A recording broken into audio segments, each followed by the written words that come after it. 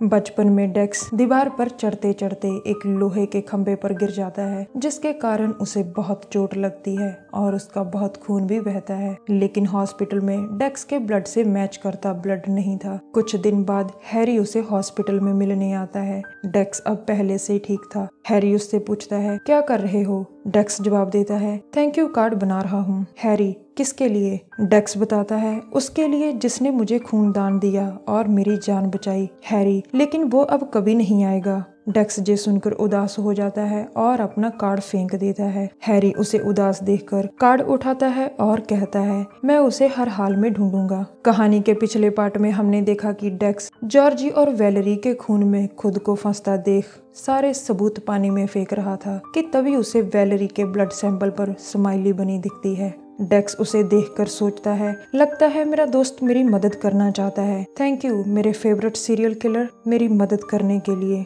अब Dexter Valerie का blood sample लेकर जॉर्जी के चाकू पर लगा देता है।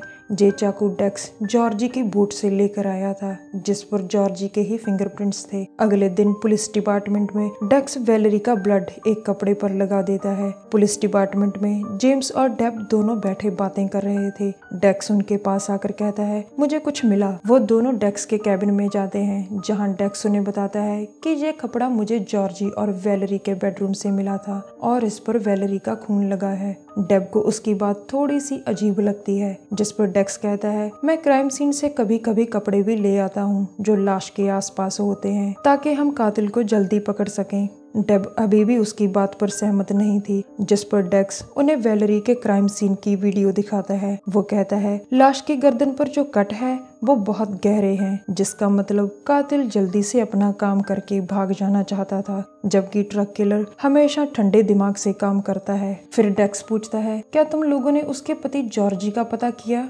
डेव कहती है, क्यों मैं लड़के को फोटो दिखाई थी, पर वो लड़का कहता है कि भला मानव कोई और है। डेक्स कहता है, हमें लड़के की हर बात पर यकीन नहीं करना चाहिए। हम बड़े भी कभी कभी लोगों को पहचानने में गलती कर जाते हैं, जबकि वो तो सिर्फ एक बच्चा है। जेम्स, तुम्हें लगता है जॉर्जी ने ही उसे मारा है? डेक्स, वो गहरे पानी का फिशरमैन है जिसे चाकू चलाना अच्छी तरह से आता है। हमें एक बार फिर से यार्ड की तलाशी लेनी चाहिए। इसके बाद डेब और जेम्स उसकी बात मानकर वहां से चले जाते हैं, जो वैलेरी के कत्ल की छानबीन कर रहे थे। पुलिस फिर जॉर्जी के यार्ड हाउस की छानबीन करती है और उन्हें जॉर्जी का वही चाकू मिलता है जिस पर डेक्स ने वैलेरी का खून लगाया था। अब पुलिस का शक जॉर्जी पर जाता है, लेकिन जॉर्जी को तो डेक्स ने पहले ही गायब कर दिया था। इधर डेक्स ने अपना ब्लड कलेक्शन फिर से संभाल कर रख लिया था। पुलिस डिपार्टमेंट में क्यूबन लड़के को लेने उसका अंकल आता है। वो उसे अपने साथ ले जाता है, जिससे मारिया उदास हो जाती है, लेकिन उसका बनवाया स्केच तैयार था जो बटिस्टा के पास था। इधर जॉर्जी के यार्ड हाउस में डेक्स उस चाकू से ब्लड लेता है जिसे उसी ने प्लांट किया था। डेब और बटिस्टा स्केच देख रहे थे। वो डेक्स को अपने पास बुलाते हैं और डेक्स स्केच देखने आ जाता है, लेकिन स्केच जीसस का था, जिसे देखकर डेक्स हंसता है। हम सभी जानते हैं कि क्यूबन लड़के की नजरों के सामने डेक्स ने वैलेरी को इंजेक्शन दिया था, जिससे वो लड़का डर जाता है और उसके दिमाग में डेक्स की तस्वीर छप जाती है। लेकिन मारिया उसे बहुत प्यार करती है और उसका डर खत्म कर देती है। नतीजा ये निकलता है कि बच्चे के दिमाग से बुरे लोग निकल जाते हैं और अच्छे लोग आ जाते हैं। इसके बाद डेक्स हमें एस्टर की बर्थडे पार्टी में दिखता है, जो वहां खड़ा सोच रहा था, परफेक्ट मर्डर कुछ नहीं होता। छानबीन करने वाला जब किसी पर यकीन करने लगता है, तभी कातिल हाथ से निकल जाता है। Thank you Deb, thank you James, मुझ पर यकीन करने के लिए। अब हमें हॉस्पिटल में टोनी दिखता है। टोनी का नया हाथ डॉक्टर रोडी ने फिक्स किया था। इसके बाद रोडी उसे नई टांग भी दिखाता है, जिसे उसी ने फिक्स किया था। डेब रोडी से बहुत इम्प्रेस थी। अब हमें रात को रोडी और डेब एक साथ दिखते हैं। दूसरी तरफ डेब और बटिस्टा एक क्राइम सीन पर जाते हैं, जहाँ एक औरत की लाश खून से लथपथ पड़ी थी। लाश एक बाथटब में थी और उसके पास एक गन पड़ी थी। बटिस्टा, सुसाइड का मामला लगता है। डेक्स, नहीं, ज्यादातर गन से सुसाइड आदमी ही करते हैं। औरतें कलाई काटकर नींद की गोलियां खाकर सुसाइड करती हैं। बटिस्टा, लेकिन पिछले साल हमारे यहाँ ऐसे कई केस आए थे। बटिस्टा, काफी अमीर औरत लगती है। डेक्स, जो पहले ऐसे केस आए थे, क्या वो भी अमीर औरतें ही थी? बटिस्टा, शायद वो थी। डेक्स सोचता है, चलो मुझे मेरा काम तो मिला, अब डेक्स पुलिस डिपार्टमेंट में बैठा सुसाइड फाइल्स देख रहा था जो पिछले साल की थी। उसे फाइल्स में एक अजीब बात दिखती है। सभी सुसाइड करने वाली औरतें एक ही थेरेपिस्ट के पास जाती थी, डॉक्टर एमिट। इसके बाद डेक्स एमिट का रिकॉर्ड चेक करता है और सोचता है कोई आपराधिक मामला नहीं, किसी से लड़ता झगड़ता नहीं, एकदम साफ सुथरा आदमी। लेकिन साफ सुथरा तो मैं भी हूँ, इस एमिट से एक बार तो मिलना ही पड़ेगा। अब डेक्स थेरेपिस्ट एमिट के पास जाता है और दोनों बैठकर बातें करने लगते हैं। एम, यहाँ क्यों आए? डेक्स, मेरा दोस्त मर गया। डेक्स सोचकर कहता है उसने सुसाइड की। डेक्स आगे कहता है उसने ऐसा क्यों किया होगा? एम, सच बताओ, यहाँ क्यों आए? डेक्स, बताया तो है। एम, मुझे लगता है तुम मुझे देखने आए हो। डेक्स उसकी बात सुन प्रभावित होकर कहता है हाँ, तुम बिल्कुल सही हो। तभी दरवाजा खटखता है और एम लंच लेने चला जाता है। तभी डेक्स सोचता है ध्यान से डेक्स, बंदा चालाक है। इसके बाद डेक्स रात को चोरों की तरह एम के ऑफिस में आता है और वहीं टेबल पर पड़े एम के लैपटॉप को चेक करता है। वो लैपटॉप में कुछ औरतों की वीडियोस देखता है जिनमें एम उनसे बातें कर रहा था। डेक्स बहुत ध्यान से इन वीडियोस को देखता है और सोचता है जो औरतें इस पर यकीन करती हैं ये उन्हीं को कमजोर बनाता है। उनकी मदद करने के बदले ये उन्हें सुसाइड का रास्ता दिखाता है, उन्हें मरने के लिए मोटिवेट करता है। वाह मिस्टर एम, ये सबसे अच्छा तरीका ढूंढा है तुमने। अगले दिन डेक्स फिर से एम के घर आता है और दोनों बातें करते हैं। कुछ देर बाद एम उठकर जाने लगता है लेकिन डेक्स उसे पीछे से पकड़ लेता है और उसी के घर में अपना किलिंग रूम तैयार कर लेता है। डेक्स कहता है तुम्हारा गुनाह यही है कि तुम हिम्मती महिलाओं को कमजोर बनाते हो, जिसे मैं कभी माफ नहीं कर सकता। डेक्स उसे मार देता है, काट देता है, चीर देता है। जो कहना है कह लीजिए, पर सच तो यही था कि डेक्स ने कचरा साफ कर दिया था। इसके बाद डेक्स सोचता है जो लोग सीधे हमारी सोच पर असर डालें, हमारी सोच को बदलने की कोशिश करें, उनसे हमेशा सतर्क रहना चाहिए। बीमार मानसिकता अच्छे भले दिमाग को खत्म कर सकती है। अगले दिन पुलिस डिपार्टमेंट में डेब डेक्स को एक लेटर पढ़कर सुनाती है, हमें तुम्हारे पिता की मौत का अफसोस है। फिर डेब कहती है हैरी तो 10 साल पहले ही मर गया था।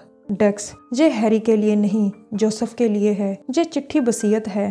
डेब, वो तुम्हारा असली पिता नहीं हो सकता। ये कहकर डेब वहां से चली जाती है। इसके बाद रीटा और डेक्स जोसेफ के घर के बाहर देखते हैं जो अब डेक्स को वसीयत में मिल चुका था। वो दोनों घर के अंदर आते हैं लेकिन डेक्स घर को देखकर ज्यादा खुश नहीं था। रात को डेब और रोडी भी डेक्स के नए घर आते हैं। डेक्स रोडी की तरफ हाथ बढ़ाता है पर रोडी उसे गले लगाकर कहता है मैं तुमसे बहुत दिनों से मिलना चाहता था। दरअसल डेक्स वसीयत में मिले घर को देखने और बाकी तीनों वीकेंड मनाने जहाँ आए थे।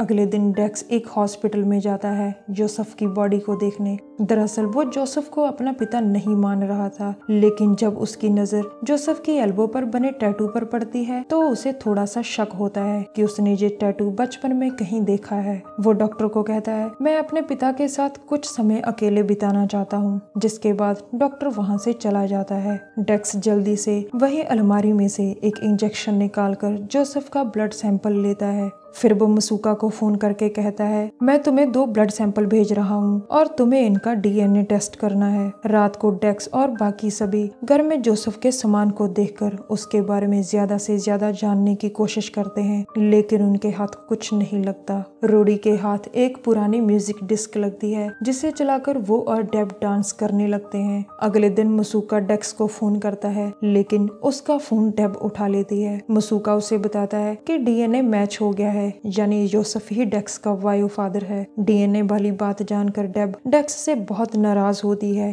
क्योंकि उसे लगा था कि डेक्स ने हैरी को अपना पिता कभी नहीं माना और मौका मिलते ही अपने पिता को ढूंढने लगा। लेकिन डेक्स उसे समझाता है कि ऐसा कुछ भी नहीं है, हैरी ही मेरा सब कुछ था और सब कुछ है। इसके बाद डेक्स घर के गैराज में सामान देख रहा था और तभी उसे पड़ोस में एक ओल्ड लेडी दिखती है। डेक्स भागकर उसके पास जाता है ताकि जोसेफ के बारे में कुछ जान सके। डेक्स, क्या जोसेफ के घर में कोई आता जाता था? लेडी, मैंने कभी नहीं देखा।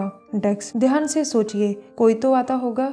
लेडी, रुको जरा सोचने दो, यहाँ केबल मैन आता था। डेक्स, वो कैसा दिखता था? लेडी, उसके बाल काले थे और वो दुबला पतला सा था। इधर रात को पुलिस डिपार्टमेंट में मारिया और जेम्स किलर के बारे में बात कर रहे थे कि क्या किलर कभी पकड़ा भी जाएगा या नहीं। अगले दिन सुबह डेक्स और बाकी तीनों अपने अपने पुराने घर वापस जा रहे थे क्योंकि वीकेंड खत्म हो चुका था। ओल्ड लेडी रोडी को देखकर उसे केबल मैन पुकारती है, लेकिन सभी अपने अपने घर अपने अपने काम पर उसे बिना सुने ही चले जाते हैं। डेक्स अपने पुराने घर आता है जहाँ ब्लड कलेक्शन थी। रीटा अपने बच्चों के पास आ जाती है। डेब पुलिस डिपार्टमेंट में चली जाती है और रोडी सीरियल किलर वो भी अपने काम पर लग जाता है। कल आखिरी पार्ट में हम देखेंगे कि डेक्स्टर सीरियल किलर रोडी को कैसे पकड़ता है और जानेंगे रोडी लोगों को क्यों मारता था। तब तक के लिए नमस्कार, जय हिंद।